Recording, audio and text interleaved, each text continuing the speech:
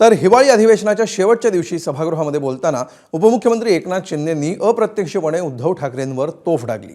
सध्या चर्चेत असलेल्या धुरंधर चित्रपटातील डायलॉग्स म्हणत शिंदेंनी तुफान बॅटिंग केली। आम्ही मुंबईचे रस्ते धुतले, तिजोरी कधी धुतली नाही असं म्हणत उपमुख्यमंत्री एकनाथ शिंदेंनी उद्धव ठाकरेंवर टीका केली। मुंबईच्या तिजोरीवर दरोडा टाकणारे रहमान डकेत कोण, त्यांना गाडून आगामी महापालिका निवडणुकीमध्ये महायुतीच खरी धुरंधर ठरेल असा विश्वास शिंदेंनी व्यक्त केला। दूसरों की बुराई करके खुद का चरित्र अच्छा नहीं होता। विचार और विश्वास बेचने वाला कभी सच्चा वारिस नहीं होता। आणि म्हणून आम्ही सगळे विकासासाठी एकत्र आलेलो आहे। आदरणीय प्रधानमंत्री मोदी साहेबांच्या नेतृत्वात देश विकास यात्रेवर भरारे मारतोय। त्यात महाराष्ट्राचं सगळ्यात मोठं कॉन्ट्रिब्युशन असणार आहे। मी असं कोणाला वैयक्तिक बोलत नाही, पण मला जेव्हा तुम्ही बोलता तेव्हा मला बोलायला लागतं।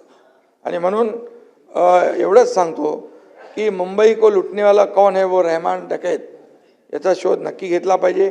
इतिहासात असे अनेक डकैत रहमान डकैत अनेक आले आणि गेले पण, आणि असल्या रहमान डकैतांना पाणी पाजणारी धुरंधर महायुती आहे। जे महायुती हे ट्रेलर आहे, हे पिक्चर अभी बाकी आहे। आणि म्हणून काही लोकांचं अंगात नाही बळ आणि चिमटा काढून पळ अशी परिस्थिती काही लोकांची झाली। मी खाली बोललो, जेव्हा माझ्यावर टीका केली तेव्हा मी बोललोय।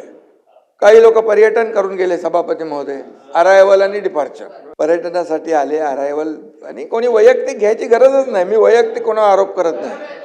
आणि आले फिरले गेले, ठीक आहे, चांगलं आहे।